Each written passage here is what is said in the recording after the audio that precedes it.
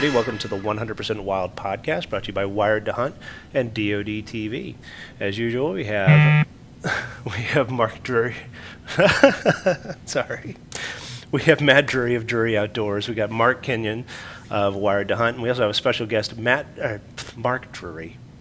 Yeah, well, thank you, Joe. Yeah, a lot of juries. That's a lot of juries. I am quite too flustered many marks. today. It's 2 marks and 2 juries. Two marks. And we also have a special on-call guest with John O'Dell. So take it away, guys, and pardon my blubbering. Thank you, Joe. The fun of live TV. But welcome, everyone, to episode number 5 of the 100% Wild podcast. Like Joe said, I'm Mark Kenyon, and we've got a couple Druries in the studio. How are you guys doing? Good, buddy. How you doing?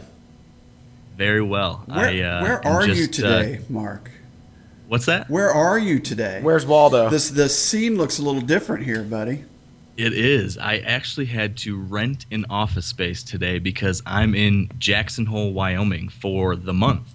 So I found a little office space here with some internet connection, and I'm taking some time out from fly fishing to chat today. So jealous. This is fun, though. Get out of here, man. That is awesome. That's awesome. I know. Living the dream. So I can't complain. What's your plan here? You're out there for 2 months? Or you're out traveling for 2 months? Yeah, so my wife and I both have really flexible jobs when it comes to location. So we rented a place here in just outside of Jackson Hole, Wyoming for the month of June. And then we have a place in Bozeman, Montana for the month of July. So we're working and vacationing, kind of a little bit of both. Going to hike a lot, do a lot of backpacking, fly fishing, do some scouting for some upcoming hunts, and try to get a little work done too. But that's the game plan. That's awesome, man. That is awesome, man. I love it. We're jealous, like Matt said. Very. Hey, if you guys ever come on out this way, you got a place to stay. Yeah, we're just here slaving away at the studio. Yeah. It's deadline time here. All of our shows on the Outdoor Channel get ready to air at the end of June, the week of June 27th, actually. So all the editors and everybody's scrambling here to get all of our new shows out for Bow Madness and Dream Season and 13. And we've been proofing stuff all this week, and I got to tell you, I think you're really going to like this season of shows. I think they're going to love them, man. Just going through those first 3 shows, just powerful. A little bit of everything, man. Yeah, for sure. Drama, big bucks, incredible hunting, incredible everything. The guys really knocked it out of the park again this year, both the team and the edit staff here in the studio. So absolutely. Exciting week, a lot of stress because of a lot of deadlines, Yeah. But it's pretty good stuff. Not as stressful for us. How it's got to be just mentally grueling trying to go through all this stuff in such a short period of time, knowing that the deadline and these shows are actually going to be on air soon. I always kind of assumed from the outside that happened so long before these shows actually aired, but now as I've kind of learned, it's kind of a tight turnaround, isn't it? Well, it shouldn't be, but it tends to be. So we have a lot of rough cuts. There's kind of a process that we go through. Our producers and editors are actually rough cutting the shows more or less kind of real time. Not all the shows, but on 13 and Bow Madness, when the content's produced, we get it into the studio from the teams, and the guys start working on it, whether it's logging it or whatever the case may be. There's a lot of steps that have to happen before they get to the final point. But in order for us to do our interviews and our teams to do our interviews, they have to have something to watch. And so the editors are working out in front of them, getting some rough cuts. And then from there, those rough cuts, and once we get all the interviews done, usually in the month of May, then we have to get the final cut and then graphics and kind of there's a lot of final steps that seem to never happen until the week it's due. And it's just kind of the nature of the beast. We've been doing it forever. And no matter when we start, it always comes down to the week it's due.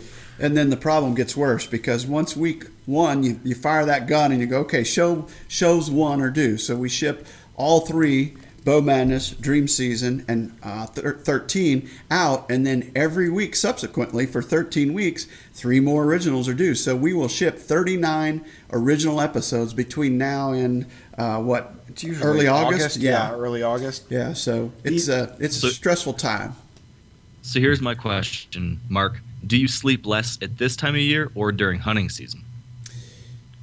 All the above. I mean, it's just sleep comes in forms of naps more often than not. But I probably sleep better during the fall hunting season than any other time, just because the daylight is shorter. Turkey season, that's just a series of naps, and this time of the year we're pretty busy, so we don't sleep a whole heck of a lot. Now, if you were to talk to the editors, who are the ones that have to push the keys and really put in the hours in front of a computer, those guys, this is a tough time of year for them. Well, Joe Tierney, who started the show off, he stayed here 3 nights in a row. He slept by his desk trying to get these renders done and getting all the graphics done. So he had reason to flub up a name or two there at the front end of the show. He's still trying to get caught up because he spent 3 nights in a row here at his desk. Well, it's always good when the boss gives you an excuse. Thanks for that. Covering, brother, covering. But seriously, the editors, I mean, they do such a good job, and they work their butts off. And you guys will see, the viewers at home will see kind of the fruits of their labor come into June and all through, the rest of the season here. They did a phenomenal job. Show 1 was awesome on all three shows. Unbelievable. Yeah. So that's what we've been up to. Isn't the Jim Tomey episode one of the early ones coming out for 13 that we talked about last week? Yeah, episode 2 actually. On 13. That's right. Yeah. So it should be the week of 4th, I guess early it's right July? after 4th of July. Yeah. So it's a good one. The I can't wait to see pre-roll, the pre-roll for that deer, it's unbelievable. Just crazy. And there's so much of it, on a show, you have about 22 minutes to work with. By the time you put everything in there, weekly intros, outros, the informational part on 13, you got about 14, 15 minutes of actual content. Well, they filmed this 199, or was it 196? 196. 196-inch typical for 45 minutes or 35, whatever it was. That got cut down to 7 minutes. So that's what. Maybe like 4 minutes. So that's why we're going to do some extra stuff on DoD TV to show some of the cutting room floor stuff, because you literally don't have room for it on television. The same will hold true with Bucktober later in the year. We had 45 minutes of footage of him, and it's 6 or 7 on the show. So. Yeah. So that's something to look forward to on the YouTube page here. Coming up in July, August, September, there'll be some cutting room floor stuff that we put out each week that coincides with that week's episode of 13. And I think people really enjoy that as much as the show, because there's a lot of stuff that gets cut that could be whole episodes. Oh, absolutely. So yeah. Well, I'm looking forward to that. I really enjoyed what you guys did with the whole Captain Hook story and the flexibility that you guys now have with the YouTube channel and being able to do what you just said, add the cutting room floor stuff back out into the world so we can see that. That's the cool stuff, some of the coolest stuff, I think. So I'm really excited to see that. Absolutely. We're excited to share it. Yeah, so should we, Matt, introduce our second special guest that we have here with us today, too? Yeah, absolutely. We have John Odell here with us, and he's been on our team for probably 22, 23 years. John, are you there? Yes, I'm here. How long have you been years. with us? 23 years. You and Dave Reisner. Look at him behind that monstrous Texas giant, 200 inches of unbelievable bone. How did that feel, John, when you saw that deer coming? Well, I mean, it was pretty awesome. Like we talked about, I've been with Drury Outdoors for 23 years, and that's the largest whitetail that I've ever knowingly been hunting for. And fortunately, Mother Nature threw me a bone, in that we had ample rain at the right time of year, so that there were optimal growing conditions for that particular buck, and he jumped a good 40 inches from the prior year. And then I was fortunate again in that right before the deer season, several weeks before deer season, it was just hot and dry like you'd expect in South Texas, and it really helped me utilize my Reconyx cameras and really narrow my focus on how to hunt this buck. And like you say, when he first showed up, you can do what they say about the best laid plans. I did everything that I knew to do, but I was still just amazed when he actually showed up. And then you have to try to keep everything together, keep your nerves calm, and make a good shot. Unfortunately, I was able to do that, but it was just an amazing hunt and an amazing whitetail. So for that hunt, as you kind of alluded to, your Reconyx cameras and water was kind of the story for you leading into that, right? You got the good spring, and then you were capturing that deer's pictures and video on the Reconyx cameras coming to your water holes. Yes, exactly. So the Texas Parks and Wildlife did an interesting study on. They said that this past season in Texas was going to be probably one of the most productive for antler development in the past decade in specific parts of the state. And I'm fortunate in that I get to hunt in the what's called the Golden Triangle, which is a series of counties there in South Texas that has some of the most Boone and Crockett grossing deer in anywhere in North America. And so in that particular area, that scenario laid out perfectly, in that we had rain at the right time, and then I had an idea based on their Connex cameras of where this buck was coming to drink water, and he was basically coming off of a big, I think 5-acre sunflower seed field. He was hitting that, overnight and early morning, and then he would basically, as he was coming back to bed, he would stop at either the small lake or a water tank, and then go back to bed in this really thick South Texas brush. And so I was able to, put up a couple Muddy Redemption blinds, and by monitoring those cameras, I had him pretty dialed up for the first morning I went in. I just had to wait for an east wind, and once I got it, luckily for me, he, just like I scripted it, he showed up and I made a good shot. We showed the picture of that deer. Joe, are you showing B-roll of that specific deer right now, or is it a different deer you're showing? I am not actually sure. So the deer that I don't know that we're showing the actual footage of that right now. So just so the viewers at home, they're just showing B-roll. Yeah, we just kind of made a collection of his hunts. Right. Yeah. So the footage of this hunt will be this summer airing on Bow Madness. I don't know exactly what episode it is, but we look forward to sharing that, because here too you had a lot of good pre-roll of that deer coming before you actually made the shot, right? Yeah, actually, it's one of my favorite Reconyx clips of all time, which is saying a lot because I have quite a few that I love. But I have footage of him a couple of days before I hunted him doing exactly what I wanted to do. I think he was drinking like 8 yards from my Muddy Redemption blind, and that really was the final piece of the puzzle that confirmed that as soon as I had the right wind, I was going to hunt that spot. Nice. So how far away do you live from where you hunt?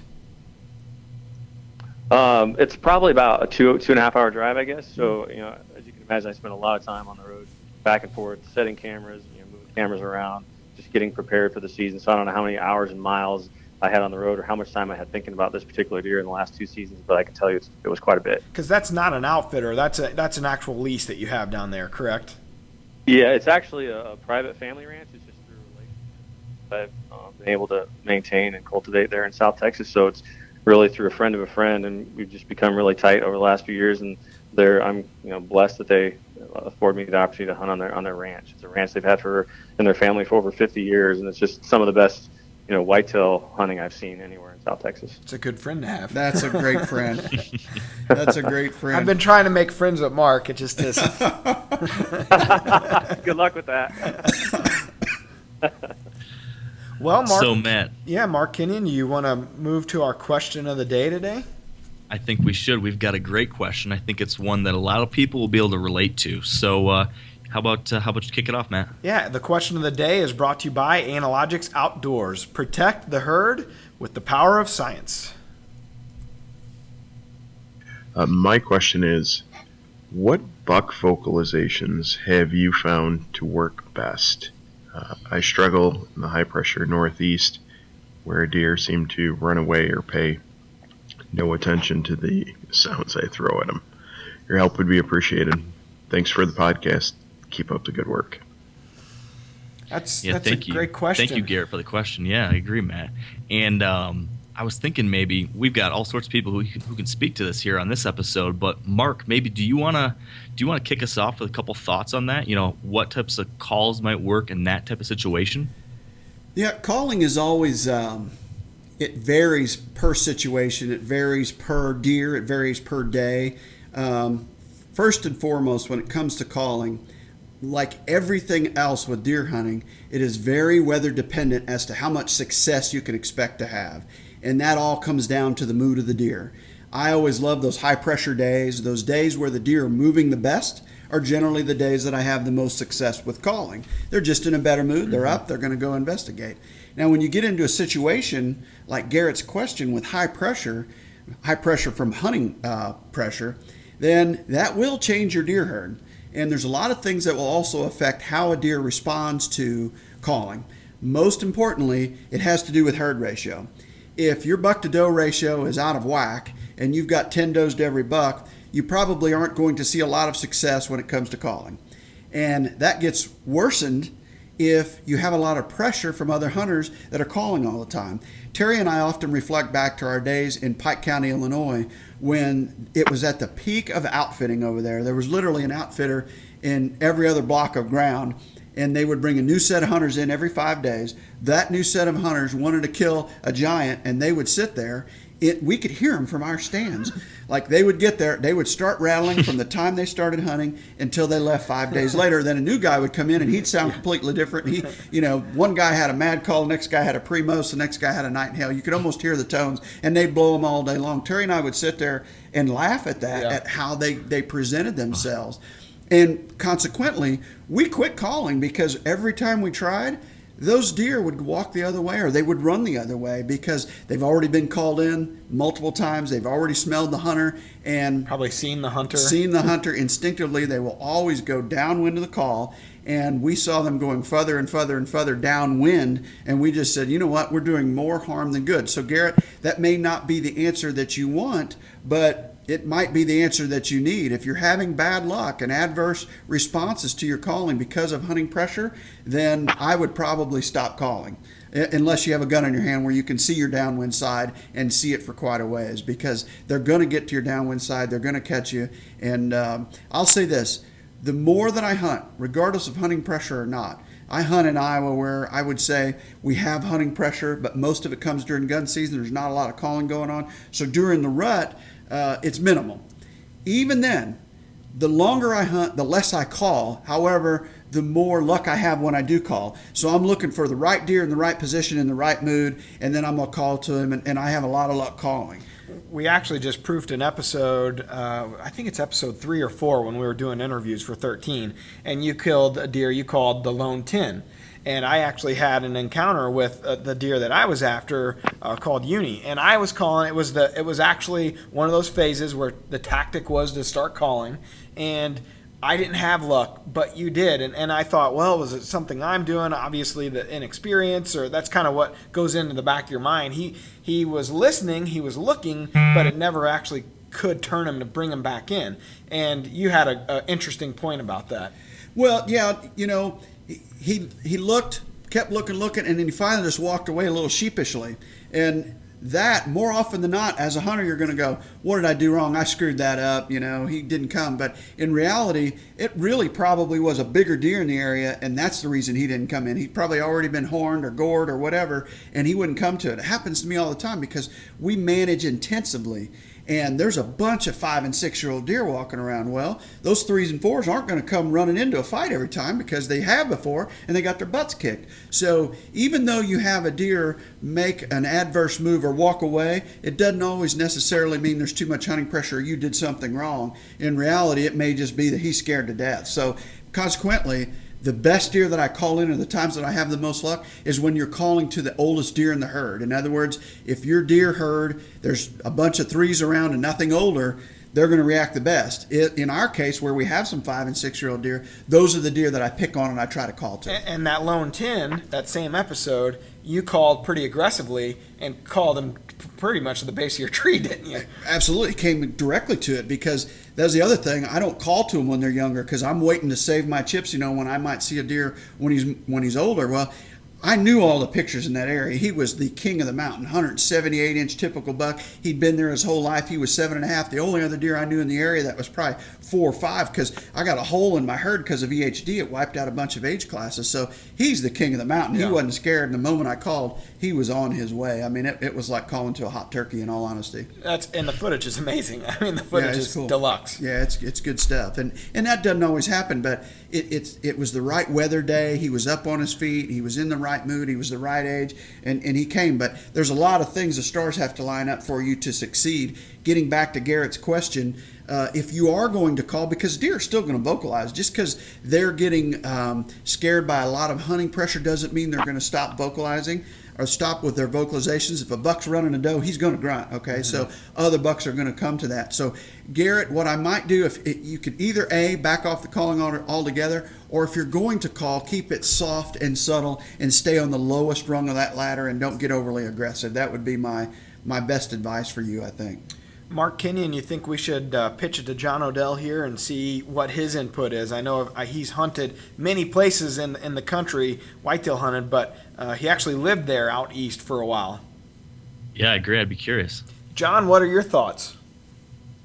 Yeah, so like many of the people probably listening to this podcast, I learned most of what I know from listening and talking with Mark and Terry Drury and then from the whitetail themselves. And so I would say, Mark hit on all the key points, time of year, body language, buck-to-doe ratio, weather, and certainly being cognizant of your wind direction. But with that being said, I absolutely agree. Having hunted in Virginia, North Carolina, and also in Pike County where deer get a lot of pressure, I try to keep things on the low side. Generally only call to deer that I can see and see how they react based on their body language. And one example of that, when I was in Pike County, we were on a field edge of a cut bean field, and the deer 30, the deer just started piling in. It was late October, so it was the right time of year that the deer were starting to feel their oats a little bit as far as the pre-rut. And there was one buck in particular that I judged to be a 4-year-old 8-pointer, and he, sometimes it's not necessarily the size of the dog in the fight, but the size of the fight in the dog. And he was definitely running every buck that would come in the field. He would run them off, and so I started off with the soft grunts, and for whatever reason, he just couldn't hear those. So in that particular instance, I went to, doing a snort wheeze, and I followed it with a short rattling sequence, and it literally brought him right to my tree. But I would definitely concur and say that I would pretty much only call the deer that I felt like I had a chance to call in, that couldn't necessarily get to my downwind side, and based on time of year, if it seemed like the right time of year that calling could be effective, and I could see that particular deer, I would start out with the soft grunts, and then if you need to, then climb the ladder with maybe some snort wheeze or some buck growling, and see if you can get that that buck to respond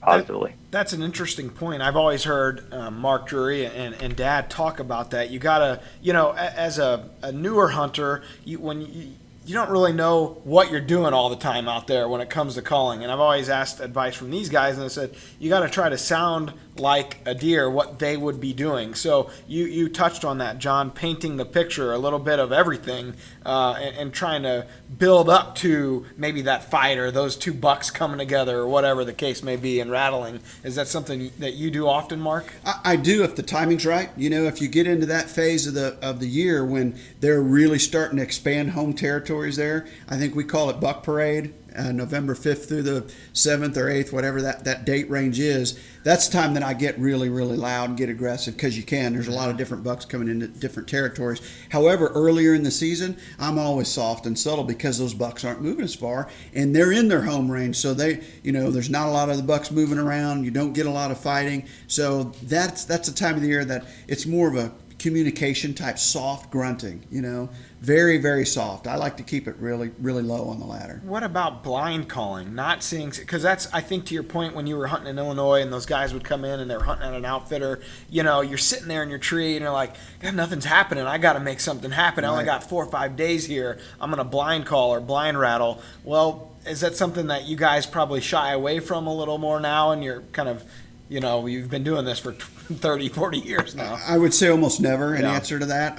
I'm like John. I like to see the deer, see what mood he's in, make sure he's in an upwind position, make sure my downwind is real good. And if I'm in the middle of a hardwoods or in the middle of cover, I almost never call, not unless it's a really old deer. Like even in that situation where I called the lone 10 in, I had a big fence row that my tree's in, solid wall of brush, and behind me was nothing but open CRP grass. So I felt like he's not going to go out there to check me. He came straight to me. So I don't like getting where a deer can get downwind very easily. So I seldom, if ever, blind call. I do it in Texas, but we've got a lot of room to roam, so we do a lot of cutting and running, if you will, rattle and run, we call it. We'll have rifles in hand, don't do it with a bow very much, but have a lot of luck there. But it's, 10,000 acres. Yeah. It's not, most guys are probably dealing with 40 acres, 80 acres, 10 acres, who knows? So if I'm in that situation, I'm probably not going to call at all, perhaps. It's tough as a novice hunter. It's very tough not to want to call. It's like, man, I'm not seeing anything. It's like you almost have to lock that thing away in the pack,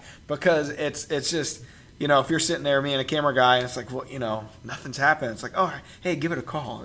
Just see what, if we get any reaction. Well, I did that once this year, blind called, and sure enough, here comes Uni, and then he saw us. We weren't prepared. He came from our downwind side, and then sure enough, he pops back up right in front of us, through the brush. We never saw him coming, and it's like, all right, I really just royally screwed that chance up. But it's so tough to do, Haven't we all, though? I mean, that's why you're out there. And the other thing that I think happens a lot in blind calling situations is younger deer come in, they catch your position, and then by the time they're 4 or 5, they're going to circle downwind. We did it with Goliath. One of the most famous stories we've ever had at Drury Outdoors.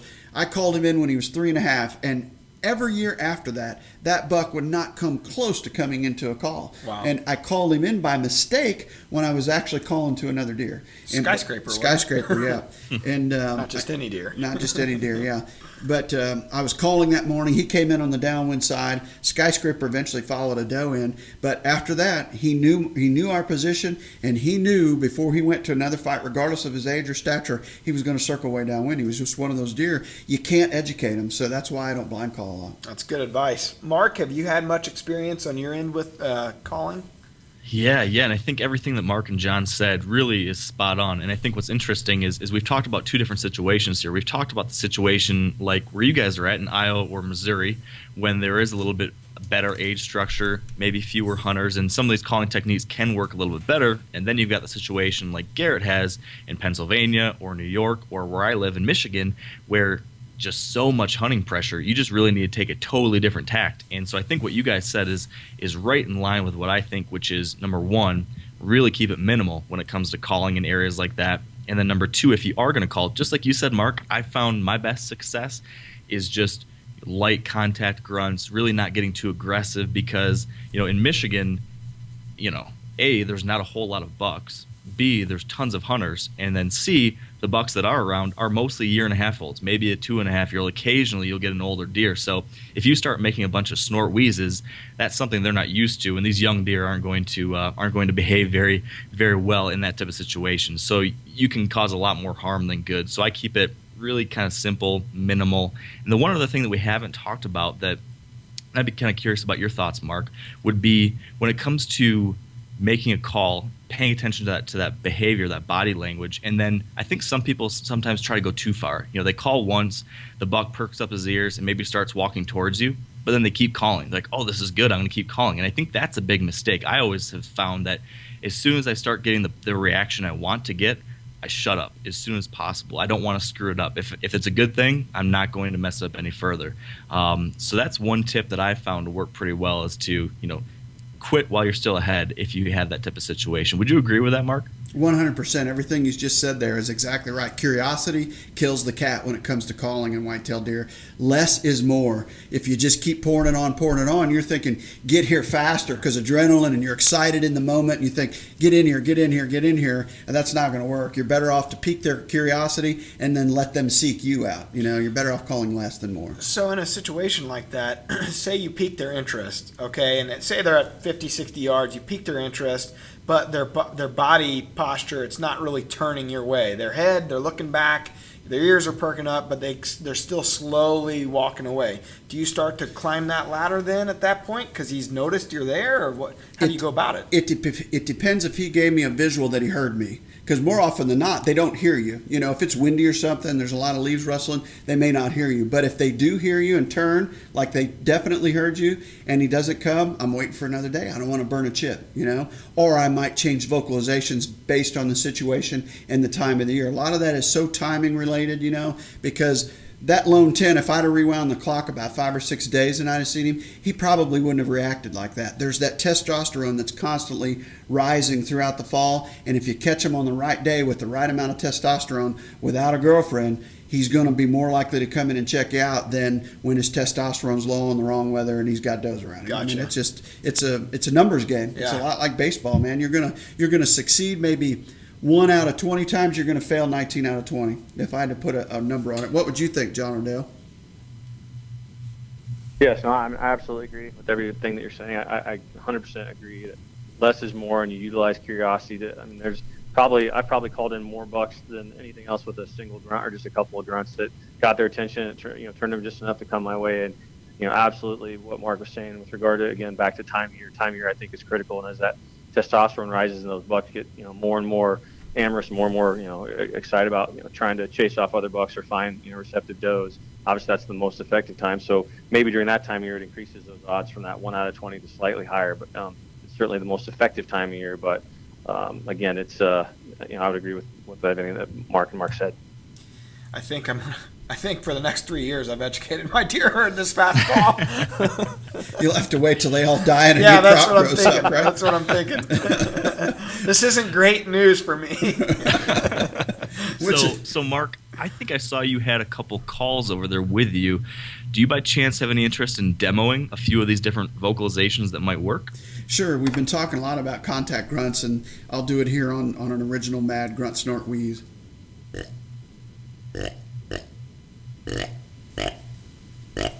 And that's just a real soft grunt. You know, if you can barely breathe, you can make a grunt call sound just like a deer. The grunt calls that are on the market today are so realistic over those original grunt calls that were out, say, 20, 25 years ago. We've got the softer rubbers and internal chambers and everything, and they sound just like a deer.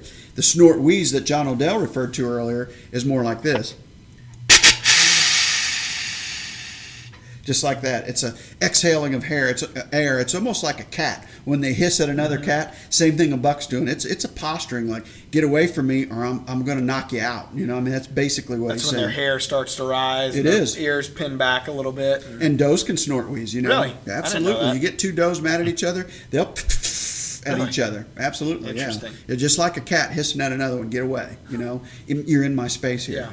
How about rattling? I mean, when you do you couple that with rattling often? You said not very often, or I often do. It's situational, and if I've got a great downwind blocker, a creek, or a fence or whatever, then I'm going to get in there and I'm going to rattle.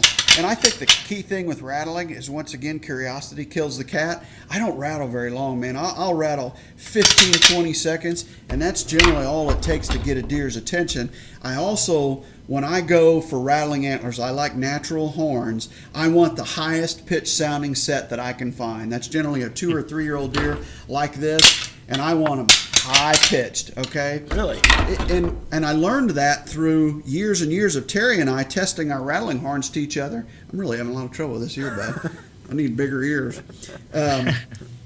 You get 200 yards from your buddy and have him rattle with 2 or 3 different sets, and it is remarkable the difference in the sound quality. Higher pitched sounds, whether it be in turkey calling, deer calling, whatever it is, a girl's voice versus a guy's voice is the best analogy you can give. Higher pitched sounds travel farther, they travel faster, and they're much clearer when they get there. Therefore, higher pitched antlers, just by nature of their sound quality, are going to attract more deer because they are heard at a greater distance and more clearly.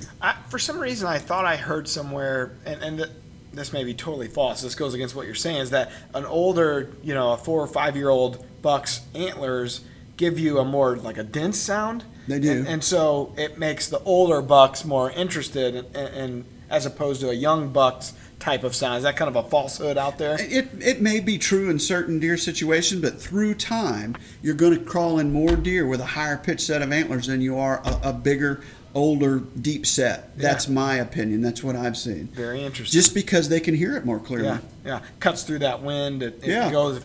It travels further. It is a fun experiment to sit with your buddy 200 yards apart and rattle in different conditions, windy days, calm days, or record yourself. Mm-hmm. It is remarkable how hard they are to hear over about 150 or 200 yards with even a 10 to 15 mile an hour wind. If they're low set, you're certainly not going to hear them. Very interesting. Wow. Yeah, I agree, man. That is super interesting, something I never thought about. Now, something I was just kind of thinking about as you're talking through this that we haven't touched on yet is bleeding. Any kind of fawn bleed or doe and estrus bleed or anything like that.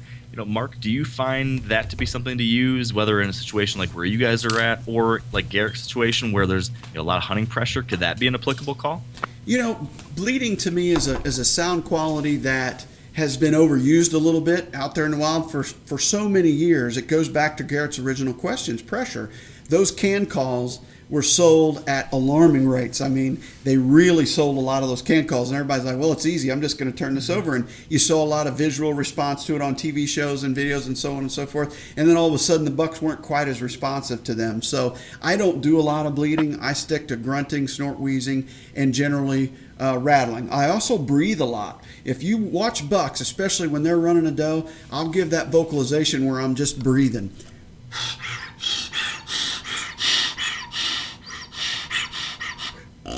If you watch him, he'll be breathing real hard because he's been following her for a while, and they run and they go at it, and all of a sudden they stop, and he'll stand there and his chest is doing that. And a lot of times I'll do nothing more than breathe heavily, and I've had bucks come in and check that out. Sounds like me after I climb up into the tree stand. Yeah.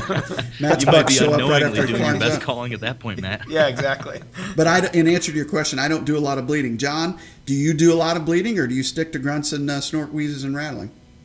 No, yeah, I definitely stick with the grunt, snort, wheeze, and rattle. Those have been the most effective for me, for sure. Yeah, I just don't do a lot of bleeding. A Interesting. lot of good info today. Yeah, this has been great. I've learned a thing or two, and I gotta imagine a lot of other people have too. Do you think there's anything else we should cover, Matt?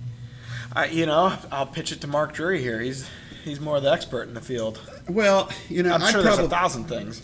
There's a lot. It's all situational, and every situation's different. And we've called in a lot of deer through the years. One of the best, my best, highest scoring deer, I called in, and I blind called him in. So it goes, but that was back in '98. I've evolved since then. I don't do as much of it. But Terry had set the setup, and we had a good thing to block us there. A big brush pile. We climbed up over the brush pile, got in the tree. He said, "Rattle away. They can't get downwind," and he couldn't, and killed one of the biggest deer of my life, thanks to Brother Terry.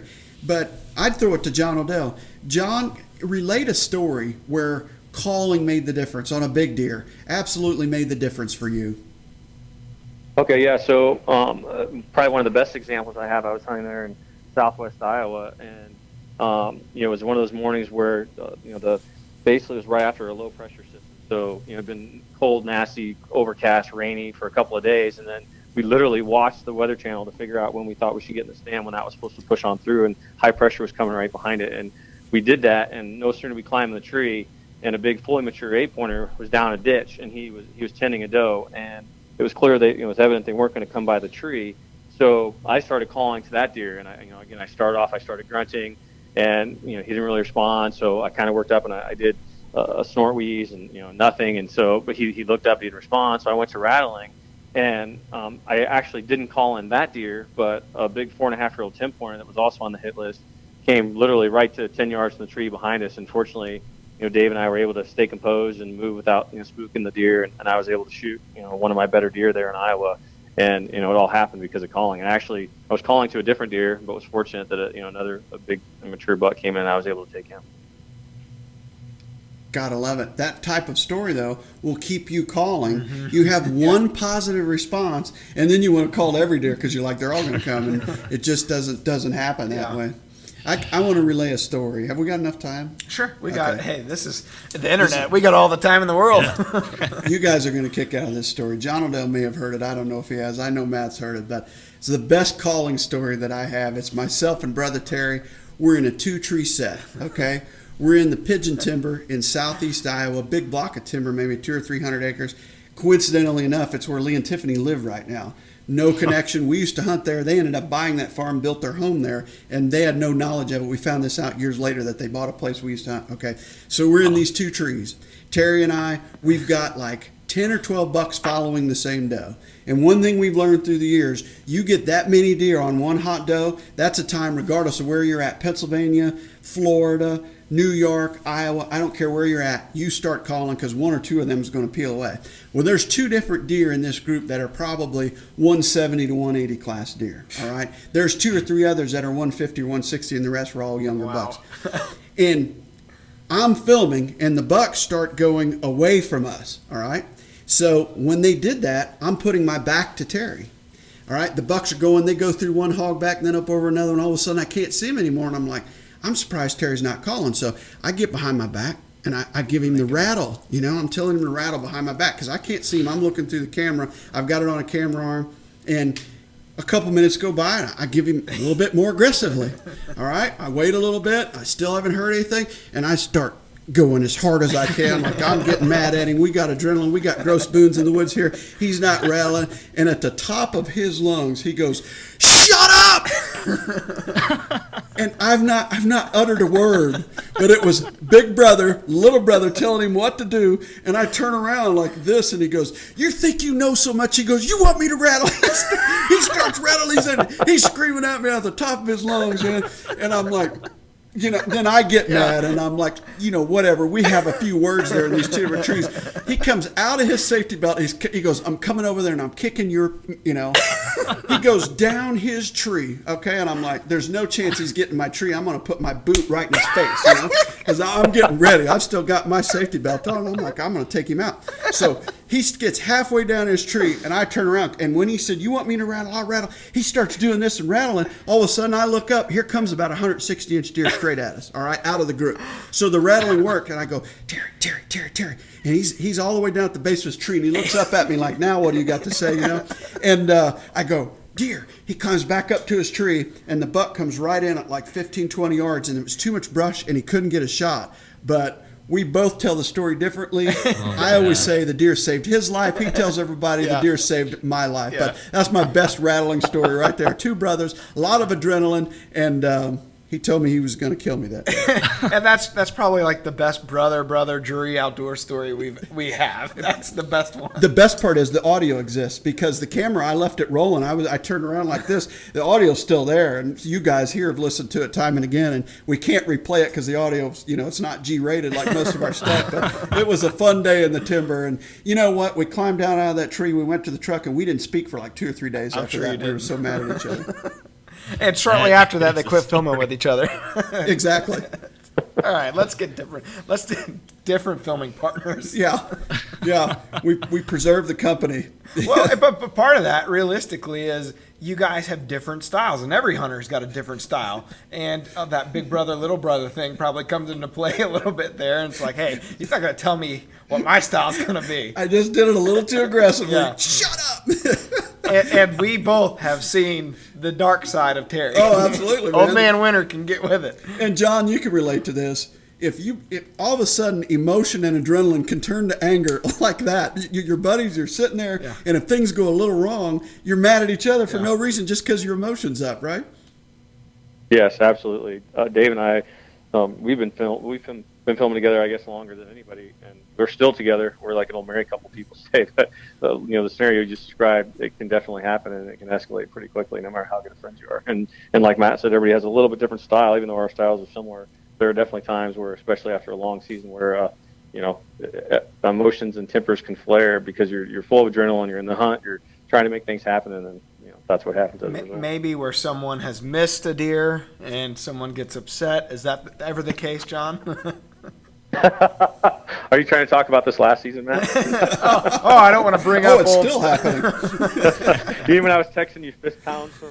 Yeah, John was texting Mark and I like, I don't know what to do with Dave, and then guess what happened? Go ahead, take it from there, Dave or John. Yeah. So David had a bow sadness season up to this point, and it made it pretty trying for me, and I was trying to be supportive, but I'd had enough, so I was venting a little bit to Mark and Matt, as a matter of fact. And all of a sudden, I look up, it's 12:23, and because we were in an area where we knew we wanted to go in and sit all day. It's a security cover where bucks like to take does in and keep them from the rest of the bucks. And so anyway, at 12:23, I look up, and here comes this hot doe right underneath the tree, and right behind her is a 195-inch whitetail, and Dave made the shot, and I think I texted something to the effect of to Mark and Matt that holy dear gods, Dave just shot the biggest buck of his life. So I can tell you what, you can go from the lowest of lows to the highest of highs, and just in a moment like that when you're out in the deer woods. And it was like the texts were only like 45 minutes apart. We were like, "You're lying." Yeah. He's like, "No, seriously, he just killed like a 200-inch deer, and he had it was 195, just a giant." Because we're all ragging on Dave, like, what is his deal? Like, he's got to get with the program. It's been years of this. Yeah, we have one group message with Dave in it going, "It's okay, buddy. You'll be better on the next shot. You've done this. Get your head in the game." And then there's this other group message with just me, Matt, and John. And we're like, "What's wrong with Dave? God, he's horrible. I can't believe he's missing all these deer." And then he totally redeemed himself. The line from Dumb and Dumber. He totally redeemed himself with a 195, a great shot, a giant deer. That too will be on Bow Madness this coming summer. So then the group message with Dave, we were all like, "Way to go, buddy. We knew you could do it." Positive reinforcement. Nothing like a 195 to solve all your problems. That's for sure. All the problems in the world, Mark. I'm still waiting for that. I don't know. You and me both. Yeah. We're bringing me and you bring up the rear on all of our hunting stories. So it goes. So I guess with all that being said, we should probably wrap it up. We've gone pretty long today, but this has been awesome. I've had a blast, and thank you, John and Mark, for joining us. Thanks so much. Our pleasure, man. A lot of fun. Absolutely. So before we go, 2 quick reminders from me. everyone out there, if you've not yet subscribed to the podcast, either the audio version or the video version, highly recommend you do that. You can get the audio version at wiredtohunt.com/100%wild. That's where you can also submit a question. If you want one of your questions answered on a future episode, that's where you can go. And then if you want to watch the video version, if you're not already doing that right now, head over to the Drury Outdoors YouTube channel, subscribe, watch all of our old episodes, and you guys have got a lot of other great video content out there that I'd, of course, recommend too. So I think that is all I have to share to close this up. But terrific episode, a lot of fun. Absolutely. If you want to follow everything we're doing at Drury Outdoors, you, of course, could go to our website, druryoutdoors.com, or hit us on any of our social media, at official Drury Outdoors on Facebook, and then at Drury Outdoors on Twitter, Instagram, and YouTube. And as Mark Kenyon alluded to, we have tons of content out there to be had. So we'll keep doing these podcasts and hopefully bring in some good guests and good topics. And as the fall ramps up, I have a feeling we're going to try to do more and more of these and really try to help people real time and even on Facebook Live, do a lot of Facebook Lives out in the field. And you've seen us do them here in the turkey season with Mark and myself and a few others. And we'll hopefully bring more of that type of content to you as we go along. So we're really looking forward to what the future holds in the technology side of things. Absolutely. Fun stuff. All right, great chatting, everyone. Thanks again, and we will see you next time. Peace.